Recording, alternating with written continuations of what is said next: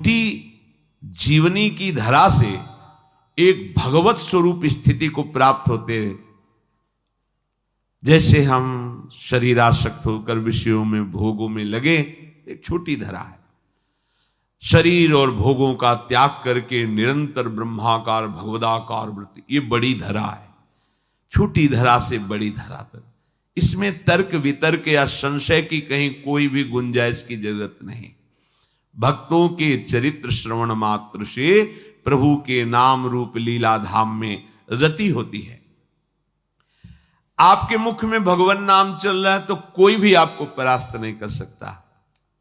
बड़ी महिमामयी इस महाभागवत की बात है। सुधन्वा जी, ये एक चंपापुरी नाम का राज्य था। वहां के राजा हंसध्वज जी थे, उनके पुत्र थे श्री सुधन्वा जी। परम धार्मिक धर्म पूर्वक राज्य का शासन करना और प्रभु की भक्ति में रत रहना और योद्धाओं में सर्वश्रेष्ठ वृत्ति रखना, ये हंसध्वज राजा का प्रभाव। पूरी प्रजा को अपने पुत्र की तरह पालन करना। राजा पूरे देश का पिता है और प्रजा पुत्रवत राजा के द्वारा पोषित होती है। जो प्रभु का भजन करते हैं, ये न समझा जाए कि वो गरीब ही लोग भजन करते हैं, भिखारी लोग भजन करते, ऐसा नहीं। ये प्रभु का भजन जो करते हैं वो गरीब नहीं है, जो प्रभु का भजन नहीं करते वो गरीब है।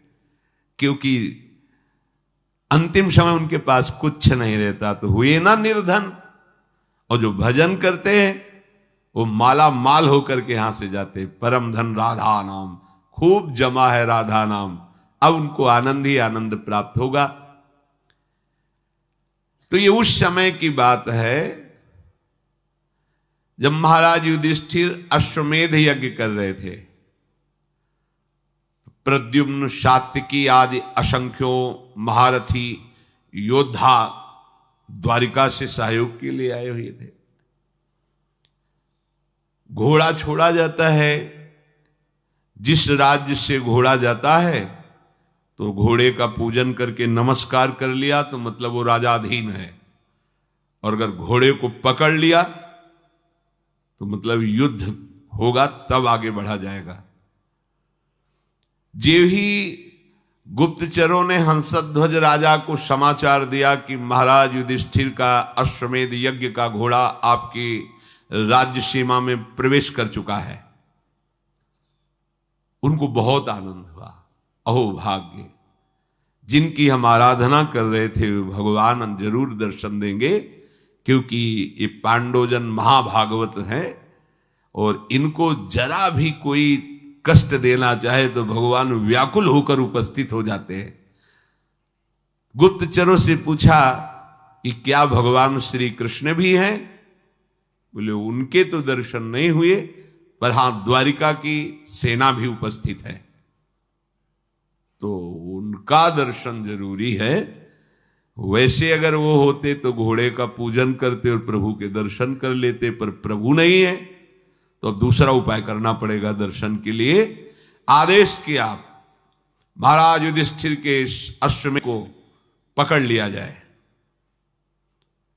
पकड़ लिया गया। जे ही पकड़ा गया तो अब इतने महान महान महारथी, साथ में अर्जुन जी भी हैं, सात्विकी जी हैं, प्रद्युम्न जी, बड़े बड़े महारथी। हर्षपूर्वक युद्ध का जयघोष किया गया। हंसध्वज जी ने आदेश कर दिया तत्काल सेना उपस्थित हो। अगर तनिक भी विलंब किया गया तो खौलते हुए कड़ाह में उसे डाल दिया जाएगा। नगाड़े की ध्वनि पूरी होते होते पूरी सेना नगर के बाहर आ जानी चाहिए। ऐसा सावधान भी रहते हैं सैनिक, कभी भी राजा का आदेश हो जाए। स्वयं बड़े गजराज पर चढ़कर हंसध्वज भगवान श्री कृष्ण को प्रणाम करके मानसिक और अर्जुन से युद्ध करने के लिए आगे बढ़े। पूरे सैनिक सब तत्काल तैयार हुए, क्योंकि राजा की आज्ञा थी अगर विलंब हुए तो खौलते हुए तेल के कड़ाह में डाल दिया जाएगा। सब ठीक समय पर उपस्थित हो गए। वहां एक भयंकर अग्नि की उसमें बड़ा कड़ाह रख करके तेल खोलाया गया, कोई विलंब ना हो, अगर होगा तो डाल दिया जाएगा। जितने भी वीर योद्धा थे सब उपस्थित हो गए, लेकिन राजा के पुत्र जो सुधन्वा जी थे, ये बड़े भगवान के नाम जापक भक्त थे, हर समय नाम जप करते रहते थे। जे ही आज्ञा हुई अस्त्र शस्त्रों से सुसज्जित हुए। पहले तो माता जी के पास गए, उनको प्रणाम किया और कहा, मां आज हमारे जीवन का परम लाभ उपस्थित हुआ है, क्योंकि आज मुझे अर्जुन से युद्ध करना है। वो भगवान के परम प्रेमी भक्त हैं।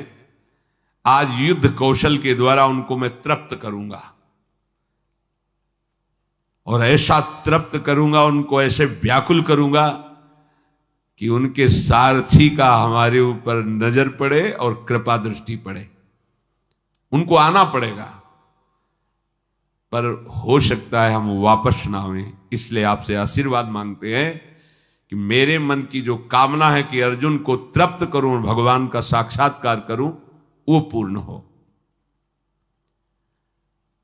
इसके बाद माताजी को प्रणाम करने के बाद जब आगे बढ़ने लगे तो माताजी ने कहा, बेटा बड़े बड़े ऋषि मुनि जिन भगवान श्री कृष्ण का रात दिन ध्यान और गुणगान करते हैं, मुझे तो उनका दर्शन होना संभव लगता है। पर जब तुम अर्जुन को पीठ नहीं दिखाओगे तो जरूर उपस्थित होंगे, और जब तुम श्री कृष्ण का दर्शन कर लोगे तो मुझे श्री कृष्ण का धाम मिल जाएगा।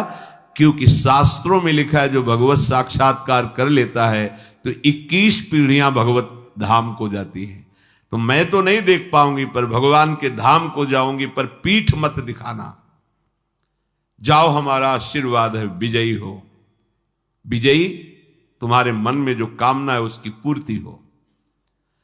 सुधन्वा जी भी निकले तो उनकी बहन जी आई, तिलक लगाया, आरती की, विजय की कामना की।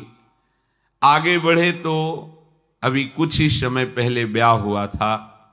प्रभावती नाम की पातिव्रत धर्म से युक्त पत्नी थी। मुस्कुराती हुई सामने आई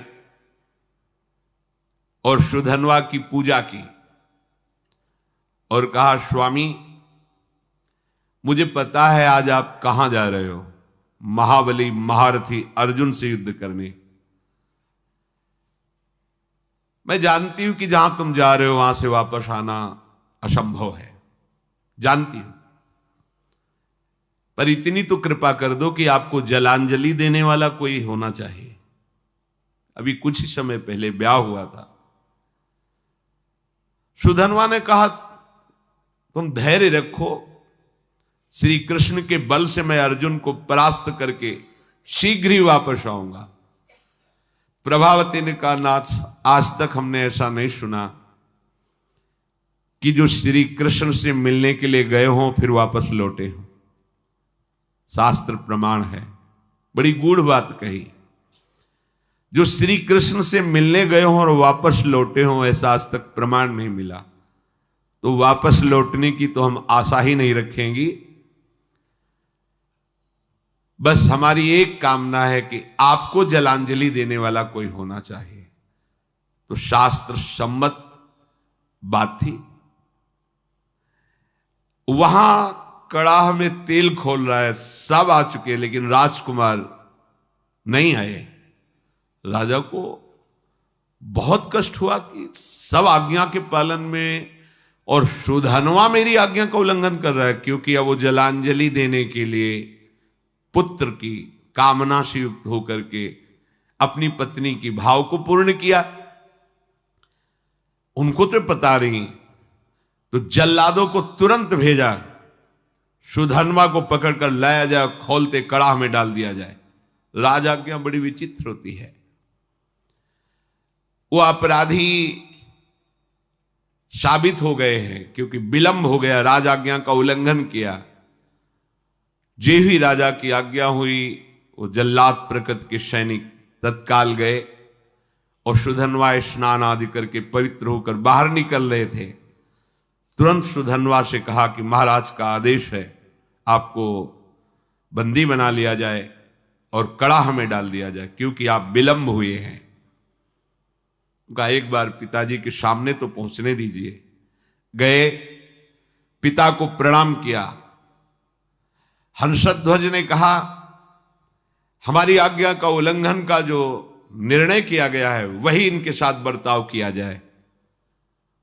जो शंख और लिखित नाम के आचार्य थे, उनके हर राजा के पास आचार्य कोटि के महापुरुष की सलाह मिलती थी। जैसे परम ज्ञानी जनक जी हैं, पर सदानंद जी विराजमान हैं। चक्रवर्ती सम्राट महाराज दशरथ तो वशिष्ठ जी विराजमान हैं। देवराज इंद्र तो बृहस्पति जी विराजमान। पहले ऐसा होता था कि सम्राटों के ऊपर, राजाओं के ऊपर महाराज विराजमान होते थे और कोई भी समस्या का समाधान उन्हीं से लिया जाता था। ये पुरोहित जो शंख और लिखित थे, ये जलते थे सुधन्वा से, क्योंकि सुधन्वा निरंतर नाम जप करते हुए भगवत आराधना में ये उनको पसंद नहीं था। तो कई बार तर्क वितर्क किया था। अब उनको अवसर मिला। राजा हंसध्वज ने पूछा कि आचार्य प्रवर, आपका क्या आदेश है इस विषय में? उनका जो आपकी आज्ञा हुई उसका पालन किया जाए, अर्थात इनको खोलते हुए कड़ाह में डाला जाए। स्वभाव से ईर्ष्या रखने वाले ये शंख और लिखित आचार्य ने खोलते कड़ाह में सुधन्वा को डालकर उनका जीवन अंत कर दिया जाए, ऐसा ही दस्तखत कर दिया। यदि आप अपने पुत्र के मुंह में आकर के अब हमारी लिखित बात को काटते हैं तो हम दोनों आपको छोड़ देंगे। अब तो चांस ही नहीं। हंसध्वज ने तत्काल सैनिकों को आदेश किया, उठा करके डाल दो इनको खोलते हुए कड़ाह में। मंत्री समझाने की चेष्टा करे तो पुरोहित खिलाफ है। मंत्री के हृदय में भी बड़ा। सुधन्वा जी ने जो ही देखा कि मेरी कामना तो नष्ट हो गई। मेरी कामना थी अर्जुन को युद्ध में इतना व्याकुल करूंगा कि भगवान पधारेंगे और मैं उनका दर्शन पाऊंगा। अब तो कड़ाह में डाल दिया जाएगा। तो चलो, जैसी भगवान की इच्छा। कड़ाह में जे ही डालने को सुधन्वा ने कहा, हे गोविंद, हे मुकुंद, हे हरे, मुझे मरने का तो दुख है नहीं क्योंकि मरने के लिए निकला ही हूं, पर मैं मरने के पहले आपका दर्शन चाहता था, आपकी दृष्टि में दृष्टि मिलाना चाहता था। आप अर्जुन के पक्ष में होकर मुझे कैसे देखते हैं ये देखना चाहता था, सो अधूरा रह गया। यदि अर्जुन के बाणों से बिंधता और आप हमारी तरफ देखते तब मुझे आनंद मिलता। ये कायरों की तरह मृत्यु होगी कि कड़ाह में डाल करके। प्रभु, यदि आप हम पर कृपा करते हैं तो मुझे जो कामना है उसकी पूर्ति होनी चाहिए। मरना तो है ही, पर ऐसे नहीं ललकार करके, अर्जुन को व्याकुल करके मरने की इच्छा है। युद्ध स्थल में अपने पराक्रम को दिखाते हुए बाणों से आपकी पूजा करूंगा, फिर प्राण त्यागूंगा तो मुझे संतोष होगा। गांडीव धनुष से छूटे हुए बाण जब हमारे हृदय को बेधेंगे तो मुझे आनंद प्राप्त होगा। यह है वीरों का मृत्यु की मांग करना। तो इनसे कम वीर नहीं होते भगवत भक्तजन। काम, क्रोध, लोभ, मोह, मद, मत्सर, ईर्ष्या, द्वेष, पूरा जगत सब का विरोध सह करके भगवान के मार्ग में बढ़ते हैं, जो सच्चाई से बढ़ते हैं। श्री कृष्ण श्री कृष्ण श्री कृष्ण श्री कृष्ण। मुख से अनवरत तो चलता ही रहता था। उठाया गया और कड़ाह में छोड़ दे, खोलता हुआ तेल। काफी देर वो आनंद से उसी कड़ाह में बैठे रहे। आसपास तेल खोल रहा है, रोम भी नहीं जल रहा, क्योंकि अग्नि में जो दाहिका शक्ति है वो श्री कृष्ण के द्वारा दी गई है, और जिसके मुख में श्री कृष्ण है, जो श्री कृष्ण के आश्रित है, तो दाहिका शक्ति उसको कैसे जला सकती है। महावीर हनुमान जी महाराज, पूंछ में आग लगी है और पूंछ का एक रोम नहीं झुलसा, पूरी लंका जल गई।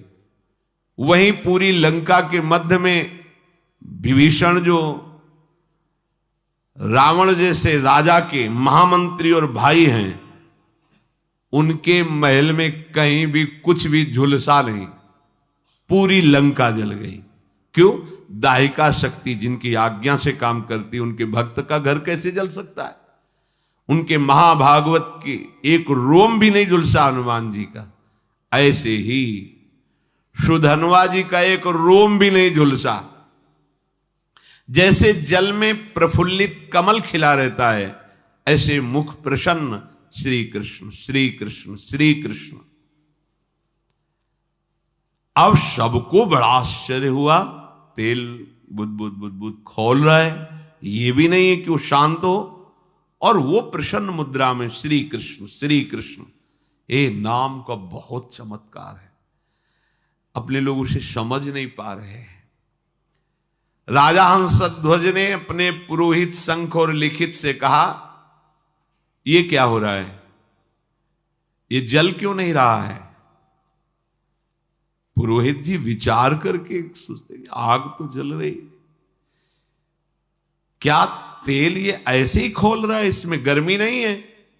तो एक नारियल फल ऐसे वो कड़ाह में डाला, जे भी डाला और इतना गर्म तेल था, फटाक से फटा, और लिखित और शंख दोनों आचार्य थे, उनकी खोपड़ी में लगा जाके, और उनकी खोपड़ी में फफोले पड़ गए, उसकी बूंदे पड़ने। वो महाराज, ये तो बिल्कुल आग है इस समय तेल।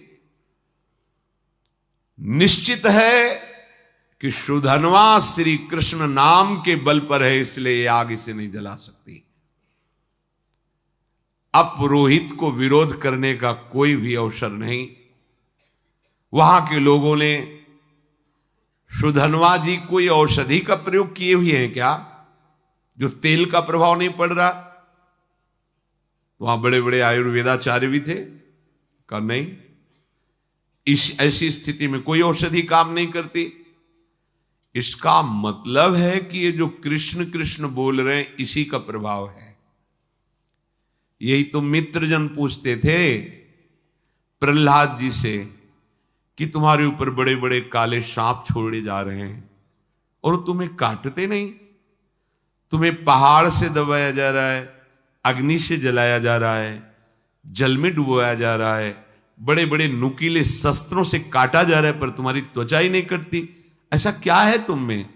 तो उन्होंने कहा, मैं हर समय हरि हरि श्री हरि ऐसा बोलता हूं, तो मुझे लगता है कि मेरे हरि मुझे ऐसे लिए हुए, तो ना कोई आग, ना कोई अस्त्र शस्त्र, ना कोई मुझे दुख, कोई छू ही नहीं पा रहा है, क्योंकि मेरे हरि मुझे गोद में लिए हुए हैं और ऐसे किए हुए। नाम का बहुत बड़ा, ऐसा ना समझो कि ये उनके ऊपर प्रभाव था, आपके ऊपर नहीं। आप वैसे ही जपिए, देखिए प्रभाव। अब पुरोहित जो लिखित और शंख जी थी, उन्होंने कहा, धिक्कार है मुझे, मैं अपने शास्त्र ज्ञान के गर्व में होकर भगवान की भक्ति का तिरस्कार करता था, आज मैंने देख लिया सुधन्वा की भक्ति का प्रभाव। और वो दोनों ऐसा सोच ही रहे थे कि फिर जो परिजन थे सुधन्वा को बाहर नहीं, कुछ नहीं, बस जैसे और तेल से चिकनाहट हो गई हो बस। अब वो दोनों शर्मा करके आचार्य खुद कड़ाहे पे कूद गए। ये धिक्कार हमारे जीवन को, ऐसे भक्त का विरोध करते थे। सुधन्वा जी ने श्री कृष्ण श्री कृष्ण श्री कृष्ण, तो कूदने में तो थोड़ा जलन सी, पर तुरंत शीतल हो गया।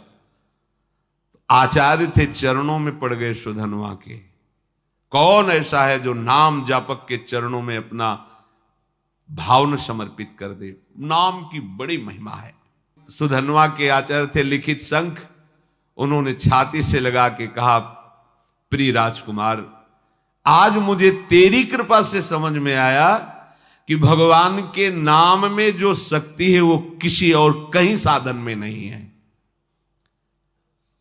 पुरुष सिंह, आज तुम्हारे स्पर्श से मैं पावन हो गया, क्योंकि तुम भगवान नाम जप करते हो। अब पता चल गया कि मैं तुम्हारा उद्धार नहीं करूंगा, तुम मेरा उद्धार कर दोगे। आचार्य अपने शिष्य से कह रहे हैं, वीरवर जाओ, सम्रांगण में तुम्हारी कामना की पूर्ति हो। सुधन्वा पिता को प्रणाम किया। पिता ने कहा, आज हमारे सेनापतित्व का पद सुधन्वा लेंगे। अब युद्ध प्रारंभ हुआ। सुधन्वा कब प्रत्यंचा चढ़ाई और बाण छोड़ा, बड़े बड़े सैनिक देख ही नहीं पा रहे थे। लोगों को यह भ्रम रहता है कि हम नाम जप करेंगे तो स्कूल में पढ़ाई में विघ्न पड़ेगा, हमारे कामकाज में विघ्न पड़े। ऐसा मत सोचिए।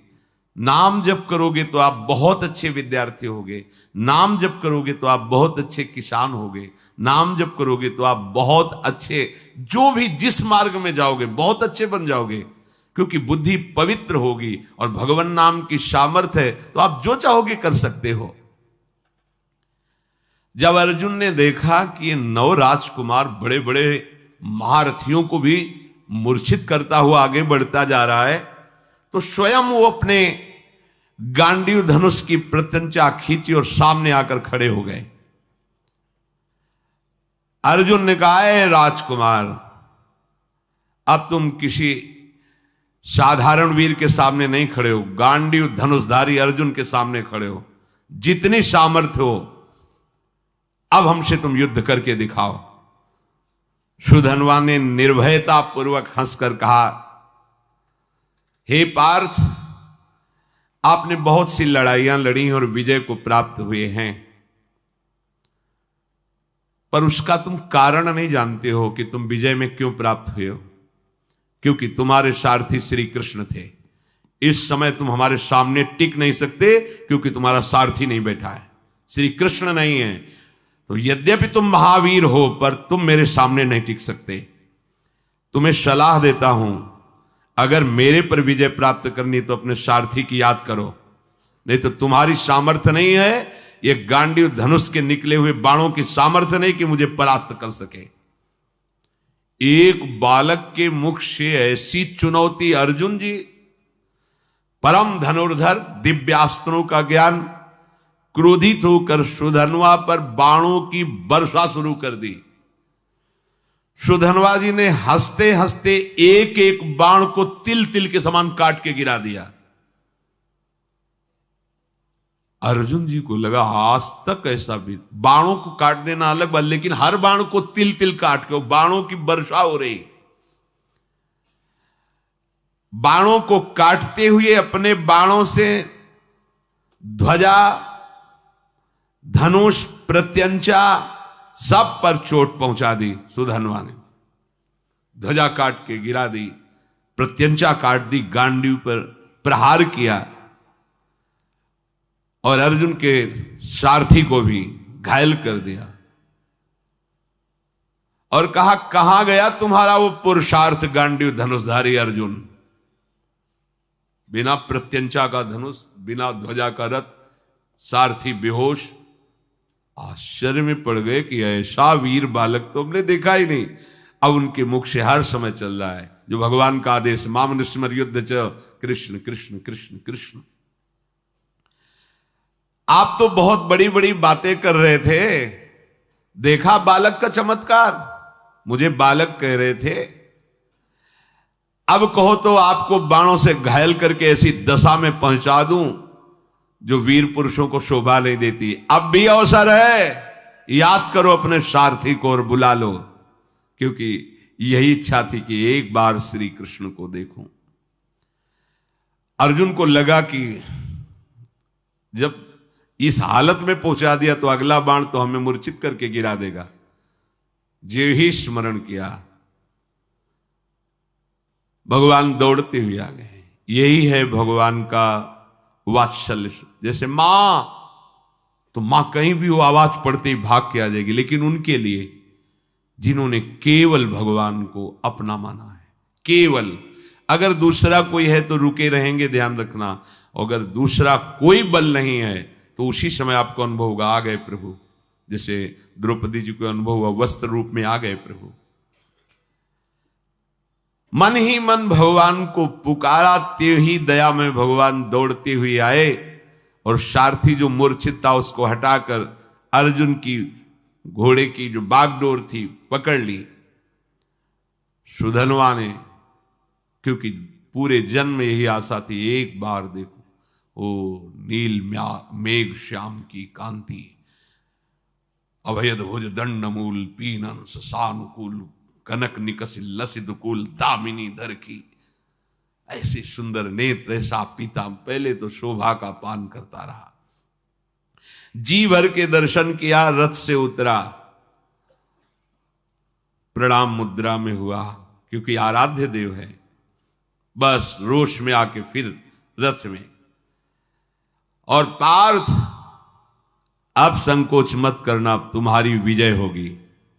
ये देखो भगवत भक्तों का हृदय कैसा होता है, जिसके पक्ष में भगवान है, मैं कहता हूं तुम्हारी विजय होगी, पर मेरे पर विजय प्राप्त करने के लिए तुम्हें पुरुषार्थ दिखाना होगा।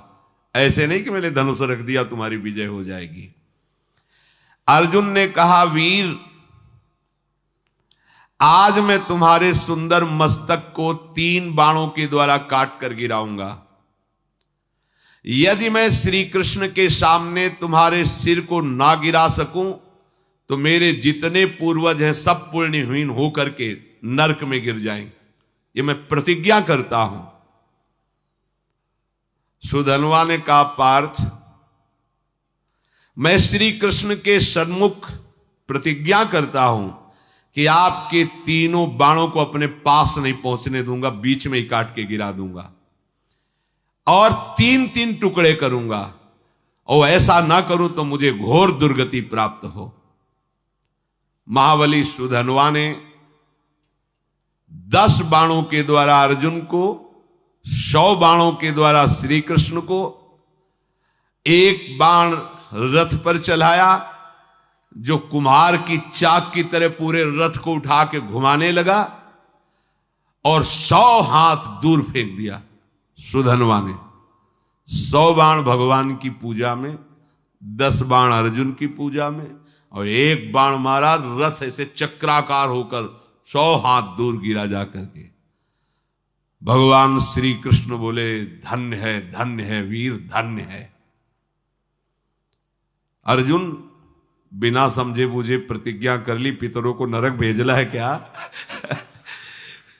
सुधनवा देखो कितना महाबली है, सुधनवा की शक्ति देखी तुमने? ओ श्री कृष्ण श्री कृष्ण श्री कृष्ण श्री कृष्ण नाम चल रहा है।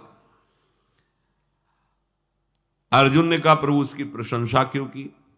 बोले, जानते हो समस्त ब्रह्मांडों का भार लिए हुए मैं बैठा हूं, मुझे सहित तेरे सहित 100 कदम पीछे फेंक दिया।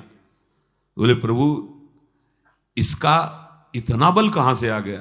बोले, ये बहुत जोरदार है, ये तो निरंतर नाम जप कर रहा है, और दूसरा ये एक पत्नी व्रत है। बोले, ये एक सुदृढ़ पत्नी व्रत है, इसलिए हमको दूर फेंक दिया। अर्जुन ने भगवान से कहा, इस समय विनोद का समय नहीं है, इस समय तो हमारी हार हो रही आपके बैठने पर भी।